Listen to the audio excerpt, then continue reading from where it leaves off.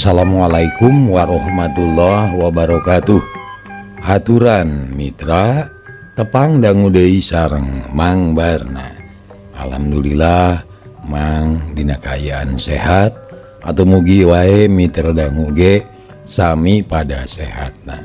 Mitra urang neraskeun hanca garapan dongeng Mang Barna nu katunda carios kalayan judul Samagaha di Cempala karangan Ki Leksa.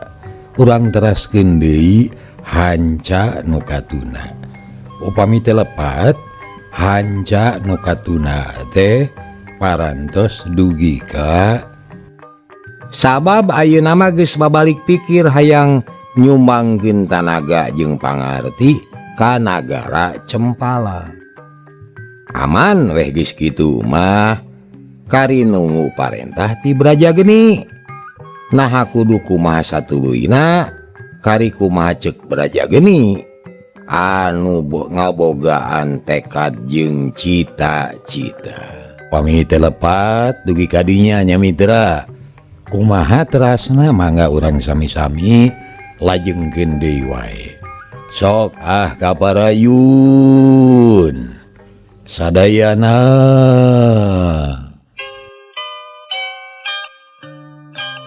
Mitra kaum dangu, dina waktu anu sarua di desa Liwung Manuk keur loba jelema sabab lalaki nama kabeh ge dikumpulkeun ku Kalabiru dibere pakarang sinangarti kana perang. Maksudna mun perang geus prung moal kakurangan balad. Aki Walangi jeung dua incuna digawe beurang peuting eureunangan sakedeung-sakedeung. Sabab kudu terus nyeunan pakarang perang. Kayaning tumak pedang jamparing jeung keris. Aki Walangi ngarasa capek tapi maksakeun da diancam. Mun teu ngagugu hukum pati bagianana. Di jalan-jalan di wates nagara dijaga ku para prajurit nu geus asak latihan. Geus lengkep pakarangna. Malah mah Mang Sarpan oge milu ngajaga di tapal wates. Ngariung di pos panjagaan jeung anu sejen. Tamak kesel ngadu kartu bari ting pelenyun udud. Kira wanci tengah poe Mang Sarpan curinghak. Sabab nenyo nu ngaliwat tumpak kuda. Kakejaan kabaturna. Hedah awas tuh aya anu tumpak kuda ngaliwat. Hayo pegat di jalan tanya sing apik bisi mata-mata si Braja Geni. Cek Mang Sarpan bari nunjuk kanu tumpak kuda. Nu sejen cukceg kana pakarang marolong kanu ngaliwat teh tapi kulantaran jarauh keneh can sidik kana rupana. Ukur sidik dedeganana wungkul najan kitu opat prajurit teh geus siaga sisi jalan rek megat anu ngaliwat. Nu tumpak kuda bangun tenang dijajabkeun ku angin nu ngahiliwir. Dibageakeun ku recetna sora manuk. Langit bengras caang bersih taya aling-aling. Ki Sarja jeung Ki Mursila kalayan tenang. Nitenan kaayaan didinya. Utamana mah hayang sidik kana kagiatan rahayatna. Geus sabara urang kapangih maranehna tetep digawe sakumaha mistina. Bulan itu urang kungsi ka dieu Pat. Ayeuna ka dieu deui tapi taya parobahan asa namanya. Cek Ki Mursila. Bener kaayana mah angor sarabareto. Mustahil lamun rahayat desa soran jeung Liwung Manuk geus ngadegeun nagara anyar mah. Rek saharajana bet asa mustahil. Cek Ki Sarja. Teu karasa leumpang teh. Gok kapalebah prajurit nu opat teh. Malah aya saurang nu megatan jalan ku tumak atureg kuda teh eureun. Teu wani maju sieuneun ku tumak meureun eta kuda teh. Ki Sarja jeung Ki Mursila kaget. Terus melong ka prajurit anu opat. Turun heula. kaulah perlu menyaho ka andi gaduan. Urang mana? Sangaran? Mereka mana? Tas di mana? Mama naon? Kitu cek salah saurang prajurit atuh jirut-jirut Ki Sarja jeung Ki Mursila teh tarurun tina tonggong kuda. Kalayan sopan ngadekitan kanu megat rengkuh hormat teu matakti ka keuleuh. Pok Ki Sarja ngajawab, Ki Sila, kula teh ti puseur dayeuh Cempala, ngaran kaula Sarja, ieu batur kaula Mursila. Nyata reka desa Liwung Manuk hayang tepung jeung kuwuna, tak kitu maksud jeung tujuan kaula teh. Di Liwung Manuk geus awak kubu nu aya ka ditu mengung. Sabab Liwung Manuk geus jadi karajaan. Di rajaan ku kalah hideung. Bapatina kalah biru. Tapi coba nih kang ngomong nu jujur. Aya urusan naon? Urusan dagang atawa urusan nu sajen deui? Cek prajurit apik pisan nanya anak teh. Urusan pribadi weh. Aya badamikeun pasoalan usaha. Cek Ki Sarja. Tapi andi kamu nggak bisa asup ka jero lemur. Sabab ayeuna keur harengheng.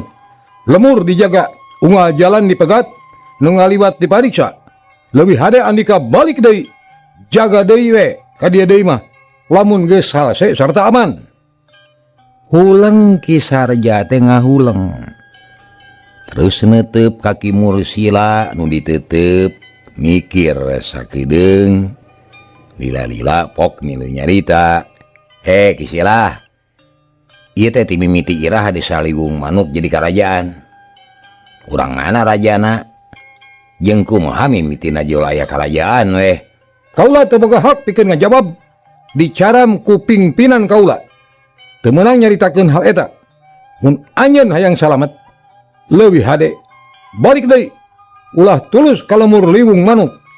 Kaula mah ngabejaan teh karunya sabab rajana galak jeung telenges. Kamari ge prajurit beraja geni dibinasa, diasupkeun kana guha nu dieusi oray urang. Tur maratih. Cek eta prajurit ngomongna kalayan daria nya naon-naon ari kitu mah tuh. Tapi kaula penting pisan ya.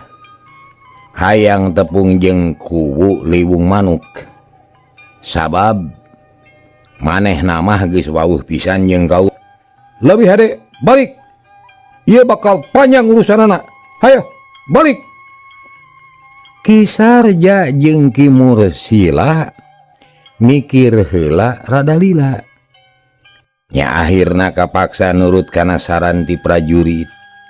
Ki Sarja jeung Ki Mursila mengkolkeun kudana terus ditumpakan sarta lesna dikenyed kuda leumpang deui lalaunan. Nu init dijajabkeun ku paneuteuk para prajurit nu jaga. Diteuteup tepi ka ngilesna. Geus kitu kakara balik deui ka pos panjagaan. Mang Sarpan nanya, "Saha eta teh dak?" Atuh gebeg Mang Sarpan teh ngagebeg. Manehna kungsi ngadenge ngaran Sarja. Eta jalma teh lain jalma jore-jore. Tapi pangawal patih Jakabumi anu dipikaserab ku sakumna rahayat nagri Cempala. Dak, nah dititah balik deui atuh. Sia mah balegug. Eta teh dunungan urang deuleu. Ai piraku teu apa. Cek Mang Sarpan haneuleun. Nah sabang. Obat mah areang naranyakeun heuh teu wawuheun. Ai belegug sia. Eta nu ditungguan ku Mang teh.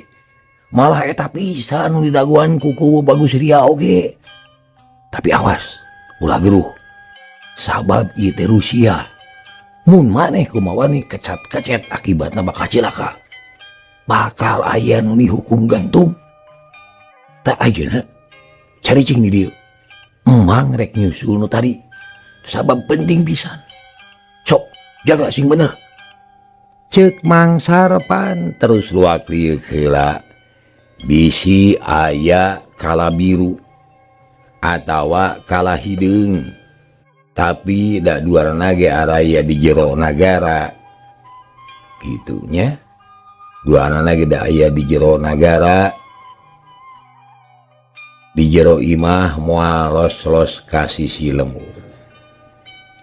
Sanggeus karuhan aman, Mang Sarpan poho di kacape, bareng-beng lumpat ngudag Ki Sarja jeung Ki Mursila hayang tepung, hayang nepikeun isi hate, hayang aya pamuntangan.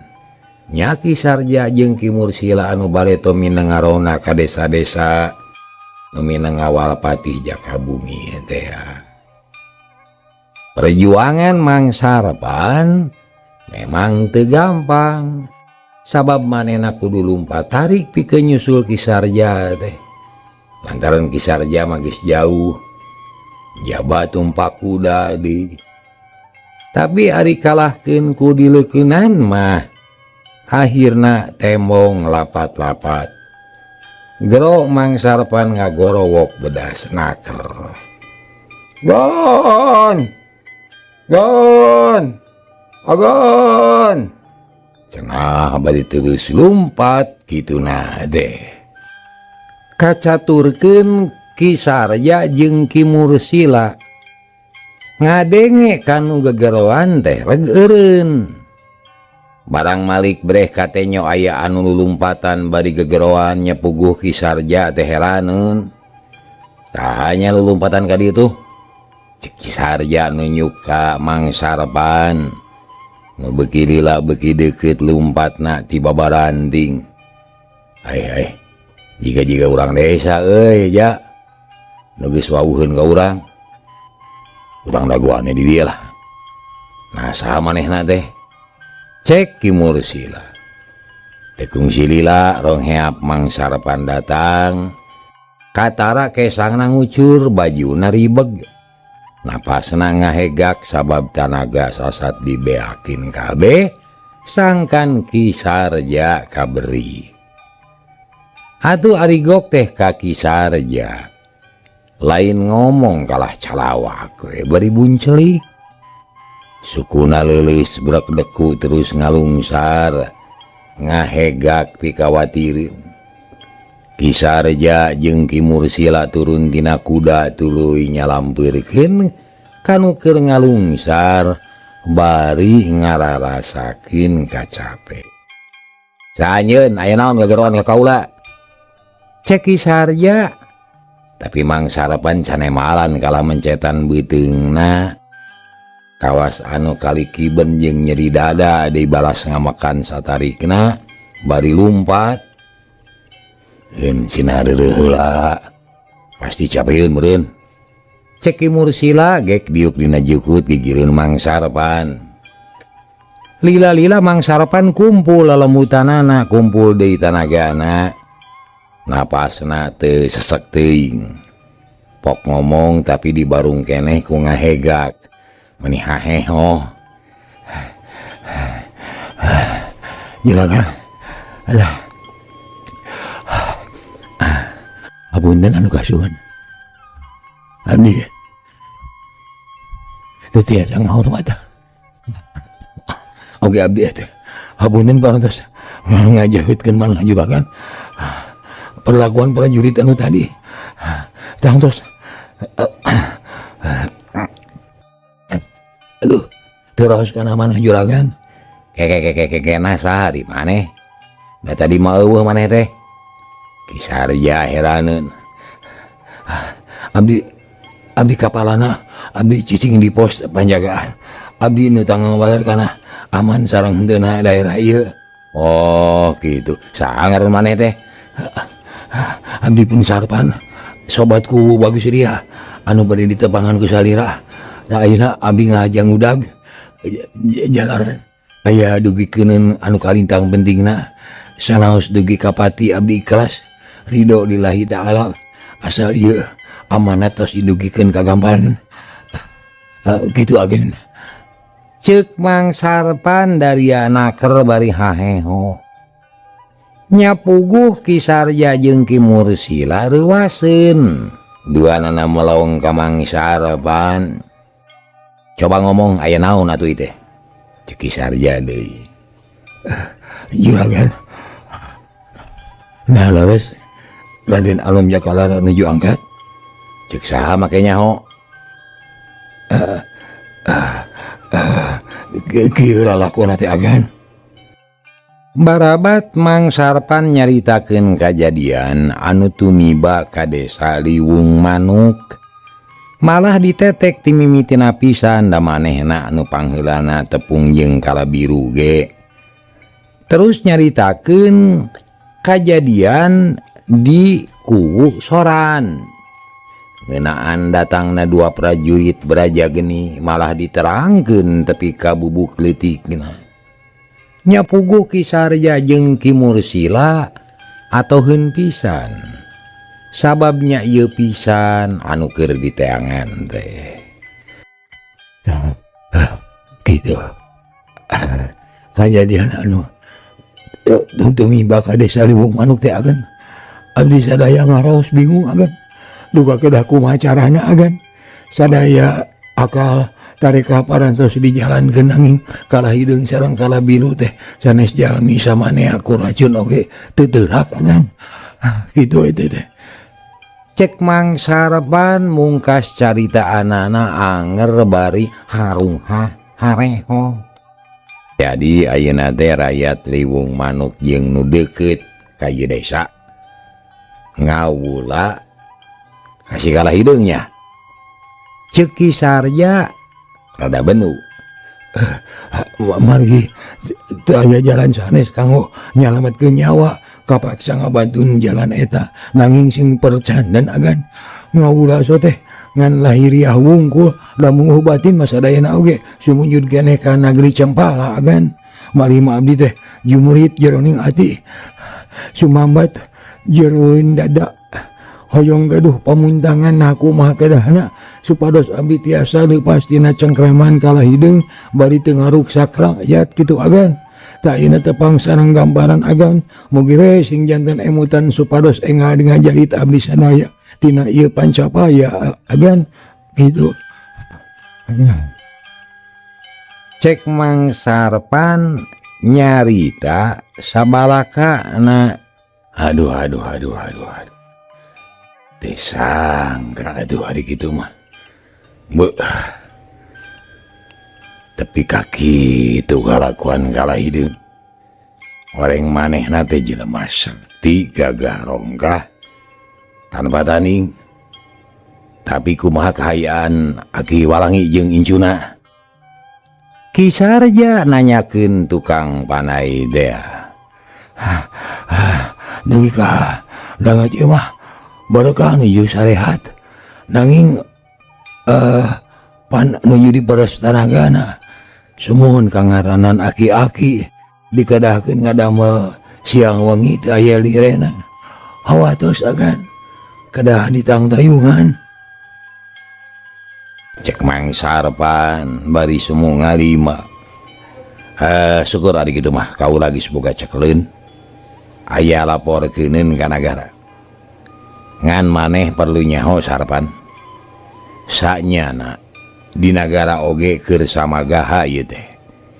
Lir ibarat bulan katutup ku mega poek peteng matak bingung susah milih pijalaneun pikeun kasalametan. Lantaran aya nu ngacaukeun, aya nu ngariweuhkeun tayalian iwati patih Braja Geni.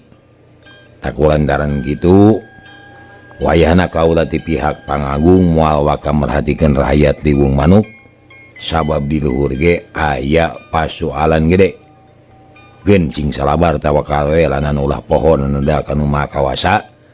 Nyuhunkeun panang tayungan ka pangeran nu maha uninga, nu maha kuat tur wijaksana. Sabab bari manusia mah kakuatanana aya watesna. Mana komo apan Kanjeng Raja Anom Jakalara nuju teu aya. Pamarintahan teh ayeuna dicekal ku Patih Jakabumi bari jeung dirongrong ku Braja Geni. Jaba geus sakitu kakolotanana. Tah kitu kaayaan nagara teh Mang Sarpan. Ceki Sarja manehna oge teu asa-asa nyaritakeun kaayaan nagara ka Mang Sarpan. Aduh, juragan, upami kita mah kada kumaha abdi teh atuh. Kan bae Mang Sarpan, ayeuna mah rahayat Liwung Manuk jeung nu sajena sakur anu geus talu ka kalahideung keun bae antep. Antep pelanan. Itung-itung mihapekeun nyawa. Tapi sajeroning kitu teh kudu terus usaha. Kumaha carana supaya si kalahideung bisa bentrok jeung si Brajageni. Sabab urang teh moal kuat ari ngadu ka Sakten jeung Brajageni mah. Da geus pada nyaho kana ilmu anu lain lawaneun. Si kalahideung nya kitu deh, lain lawaneun urang anu engker tanagana. Takulantaran kitu pek teangan akal adukeun kalahideung jeung Brajageni. Omat keur ayeuna mah ulah ngandel-ngandel panang tayungan ti Jakabumi.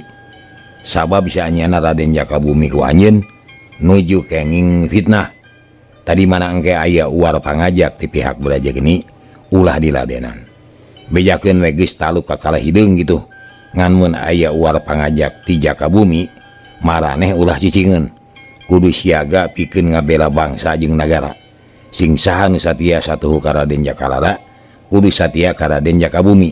Sabab Raden Jakabumi nu dipercaya ku Raden Jakalara. Tas sakitu heula pigaweun maneh Mang Sarpan, bejakeun ka babaturan, sebarkeun ka balarea tapi kade ulah kadenge ku kalahideung atawa kalabiru. Ceki Sarja mamatahan panjang lebar ka Mang Sarpan. Sangkan ulah ngatog deing. Sangkan nyaho kana naon-naon anu kudu dijalankeun ku Mang Sarpan jeung kanca-kancana. Nuhun bagja kumanjangan juragan. Abdi teh bingah. Aduh. Bingah abdi teh bingah. Margi aya anu masihan obor dina kaayaan poekeun. Insyaallah segala rupi piwejang gambaran bade diestokeun pisan ku abdi. Nanging mugi kersa ngawurukan sakali deui kumaha atuh carana kanggo ngadukeun Brajageni sareng kalahideung. Ceuk Mang Sarpan kapalang lila guguru sakalian da maneh nama rumasa poekeun teu manggih akal. Pan ayeuna mamang ninggalkeun pos nya. Sarta kaayaan mamang sakitu kotorna. Kesa ngucur awak busik pek mangpaatkeun. Ulah balik ka pos penjagaan langsung tepungan kalabiru jeung kalahideung. Bejakeun ku mamang. Yen aya mata-mata si Brajageni gitu, Brajageni rek nyerang ka dieu. Terus ku mamang sunutan supaya si kalahideung budal amarahna. Tuduhkeun ka kapatihan, tuduhkeun ka panganyerkanana si Brajageni supaya diserang ka imahna atawa sina tepung di Tegal Jukut anu pantes keur medan perang. Pek we atur kumaha we carana mah. Ayeuna kaula rek balik heula. Ceki Sarja pikeun manehna mah teu beakeun akal. Di mana bumina teh juragan? Cek Mang Sarpan deui. Belagu geuning. Tapi teu naon-naon. Da kaula ngamaklum sok atuh Bandungan sing tenget. Ieu carana. Kalahideung teh sunutan ku Mang sina bijil amarahna. Sarta sina ngarancanakeun perang. Tah, kaula rek nulis surat panantang perang ka Brajageni. Dina eta surat rek diajak perang di Tegal Simut, wetaneun desa Mancala. Di dinya aya Tegal rada lega. Cukup keur perang 1000 jelema mah. Waktuna poe Jumaah isuk-isuk, tak itu carana perak jalankeun, ulah asa-asa ari hayang berjuang mah. Singkil sing bulid hate ulah loba ingetan ka mana meni. Pek kitu we. Kaula rek balik. Mangga juragan, mangga hatur nuhun kana perhatosanana. Mitra, atuh geus kitu mah Ki Sarja jeung Ki Mursila tarumpak deui kana kuda. Tuluy gugupai ka Mang Sarpan beretek kuda ditegarkeun. Mani nyemprung lir jamparing nu leupas tina gondewa. Angin ngagelebug tarik, tatangkalan ting pelenod dang daunan rabeng haliber katebak angin, manuk recet di sarada mapaesan endahna alam. Poe eta Hegar bengras lir bengrasna hate mangsarpan nugis menang cekelin sarta puguh anu ditujuna. Tepanasaran capek oke rengkah aing tegapa sabab aya guna jeung mangpaatna keun sia si Kalahideung jeung si Brajageni rek diadu domakeun ku aing sia. Cek mangsarpan bari cet Malik borong-borong lumpat kawas tadi maniti babaranting kawas nu diuber maung. Teka catur di jalan urang kocapkeun bae geus tepi. Mangsarpan ngahaja teu nepungan anak buahna anu keur ngajaga, tapi kebat ka jero lemur ngadeuheus ka Raja Kalahideung anu harita keur ngabaheuhai dina korsi males. Digeberan kedua mojang anu garilis menang meting. Kalabiru ge aya keur ngalepus udud surutu. Blus mangsarpan datang pakaian kalotor sakujur awak bulairan kesang. Napas ngahegak manihaheho bakat ku capek. Lantaran tas lumpat jauh bari jeung tarik. Puguh Kalabiru tereuwaseun. Aya naon mangsarpan? Kelompatan kawas nu ulag jurig. Aya musuh atawa anu paeh? Ayo jawab. Cek Kalabiru bari murilitkeun kumis. Panona mencerong ka mangsarpan. Nu sila bari ngahegak. Lu juragan Pati. Punten capek kene. Kelanan. Aduh punten. Pokna bari ngusap kesang dina beungeut. Nah, itu capek mah lain ngajelog heula di luar. Geus ka dieu mah kagok deuleuh ayo ngomong nu bener. Aya naon heuh? Kalahideung geus teu sabar. Pedang siluman utara jauh digilirkeun. Panonna nu buncelik mencerong ka mangsarpan.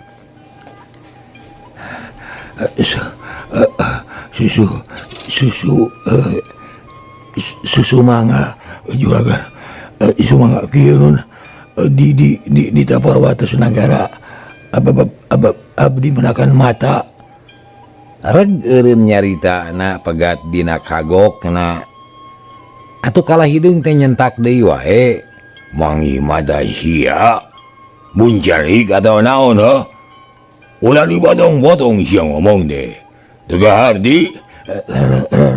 Deraos dipotong-potong mah kieu Gusti Ratu Raja aya mata-mata si Brajageni ku abdi teh diberi rek ditewak tapi teu kasusul nanging aya milik maranehna eureun dina hanapeun tangkal kai ku abdi teh kawitna mah bari disalawegeun galana oge bari ditambul moal disaunguan moal dikecapan moal disaosan da untuban ari ukur ngalawan dua mah. Tapi abdi kabujeng emut mata teh pasti aya tujuanana lajeng diintip gitu tah. Nah, kalau resan eta mata teh ngawadul paduduaan nya ka kuping kok nuju ngintip kekuatan gamparan di dieu. Kurang ajar. Mada setan. Terus kumaha? Aya deui omonganna. Cek Kalahideung bari ngagilirkeun surutu. Panonna mureleng ka mangsarpan. Atuh mangsarpan teh beuki segut nyaritana. Gantenan aya mah kieu pokna Brajageni teh nyeri hate hayang males pati ka si Kalahideung anu goblok anak buah aing leungit hiji. Pasti dipodaran ku si Kalahideung anu telenges kurang ajar. Si Kalahideung rada gelo geun sia poe Jumaah ku aing arek disusul sabab kekuatan tentara geus kacatet poe apes nagus benang pasti si Kalahidung teh bakal kojor. Dah gitu sauna teh Gusti, janten maranehna teh bakal narajang kagambaran dina dinten Jumaah margi nemutkeun perhitungan maranehna apes gambaran teh dinten Jumaah malih mah akur pisan sareng palintangan desa Liwung Manuk minangka larangan bulan teh ninggang kana dinten Jumaah upami gambaran aya di dieu kacanak apes unggal dinten Jumaah. Cek Mang Sarpan bari papeta nyaritana kawas nu heueuh loba kanyaho. Atuh puguh mani geuneuk beungeut Kalahidung teh. Untuk kakarot bakat ku amak tapi teu puguh nu diamakna da jauh. Ukur gagerem we pikasieun. Kurang ajar, kurang ayem, kurang uyah goblok. Si Braja Geni teh nyalundang ka aing. Pasti ieu teh gara-gara tawanan nu kabur teh euy. Da si kubusoran nu balagugna mah ngagubug tawanan 2 hulu tapi kateu bejus. Kumari geus kieu, Padi. Coba eta pikiran. Pira korek cicing wae diancam bahaya euy. Nah geus sadia pikeun ngahareupan perang pupuh. Ceuk Kalahidung bari ngareret ka Kalabiru. Sedengkeun Kalabiru mah ayem we malah mah kalah saranga serenge. Kakang Prabu nah make kada benou. Wajar aya nu ngajak perang mah. Malah kada bungah sabab teu kitu ge pan urang teh rek ngadon perang lain. Keun ulah seber lah. Ulah geung salami si Kalabiru nangtung keneh. Gambaran mah teu kada reuas, calik-calik we lah. Da seueur panakawan doh. Prajurit aya ratusna, penggawa aya walasna, sadayana banget satia. Ceuk Kalabiru bari nunyu kaluar. Bener euy. Ku kaula ge kajiri euy di dieu loba balad anu bakal bela saja euy. Tapi kumaha ngayonan Braja Geni? Keun lah urang tangga beula pamikiran Mang Sarpan. Sugan we manehna boga uteuk, boga sawangan. Ceuk Kalabiru ret ka Mang Sarpan. Nu direret atuh sabab eta nu didagoan. Aya pikir saeueur naon Gusti? Coba bijilkeun pamanggih maneh. Naha kudu kumaha nyang hareupan si Braja Geni? Naha antep wae sina datang narajang atawa urang nu kudu miheulaan maranehna? Kalabiru muraleng ka Mang Sarpan. Nah make kada bingung Gusti. Upami dibercanten mah kieu geura si Braja Geni teh kawitna hulu balang utama di nagara Cembala. Memang pengalaman perangna tos teu kedah diragukeun deui. Nanging dina urusan ilmu palintangan mah manehna teh ngandalkeun batur can apalun pisan. Tak kumari kitu urang lawan ku hitungan. Kieu teh Gusti, si Braja Geni cicingna dipusir dayeuh nagri Cembala, imahna teu tebih di Karaton Cembala. Abdi terang, abdi apa tapi taya hartosna upami dibujeng kadinya kitu tah.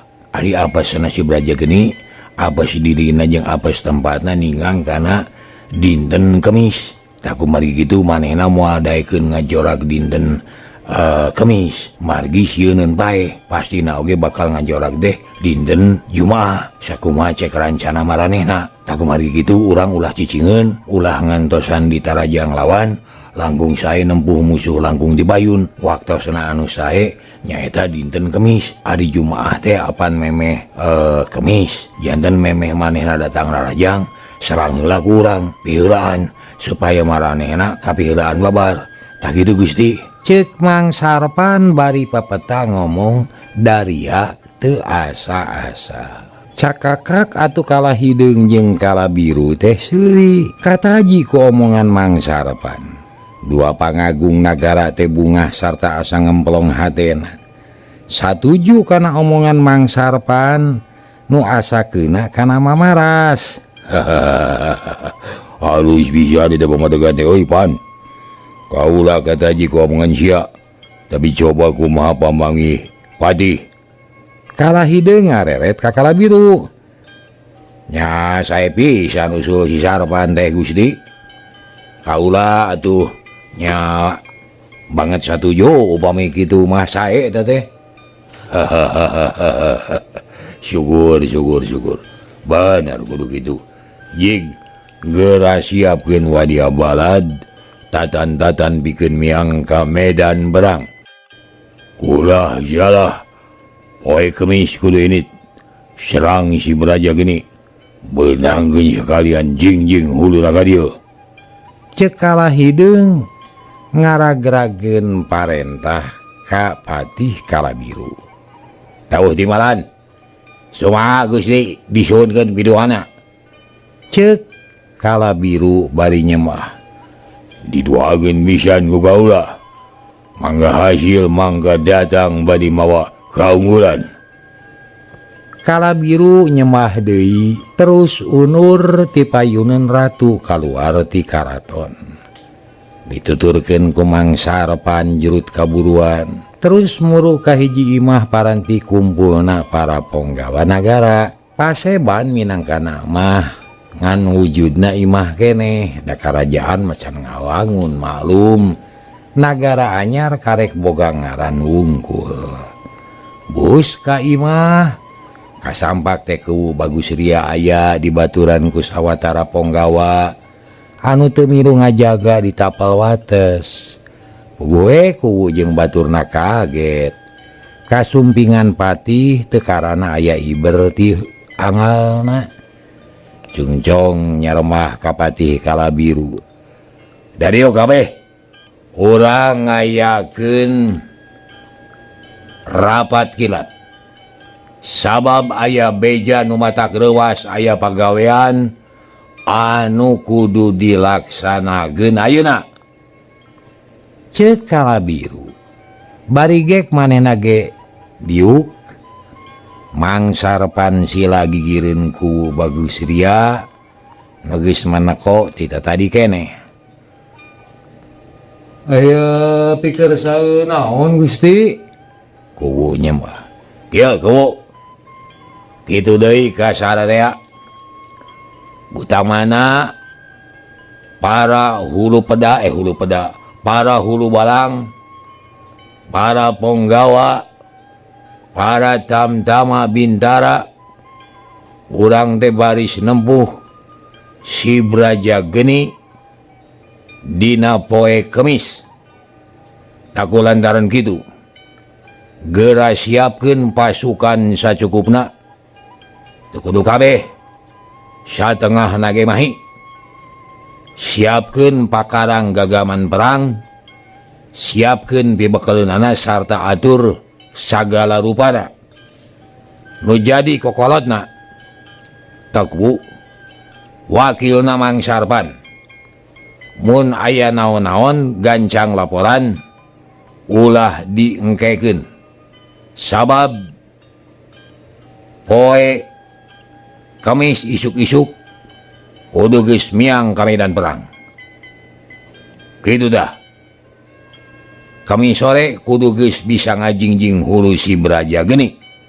Tah gitu. Kaharti atuh dijawab bani saur manuk kahartos. Syukur ari kaharti mah. Guys, teu kudu loba catur deui da kari ngalaksanakeun. Tapi bisi aya nu rek tumanya.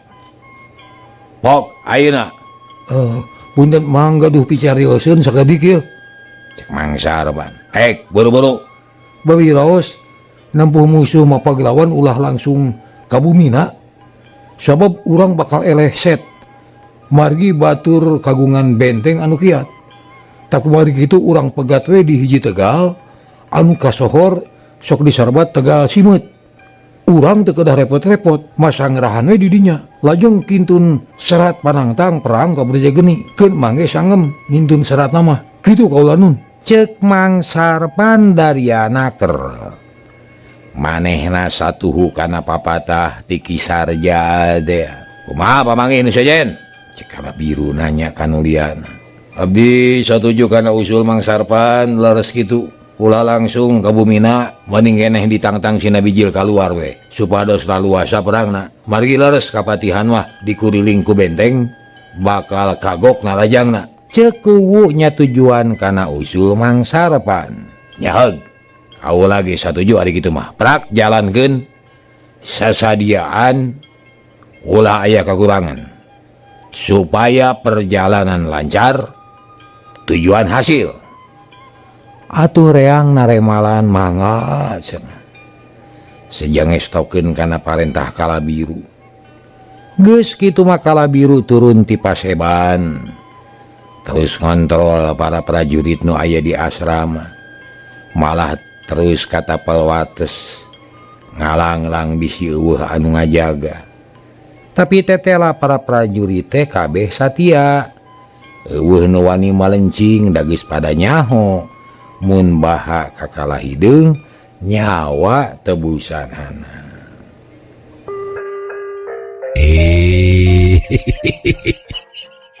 Cager harta mitra hanya kal kabujeng nengnong.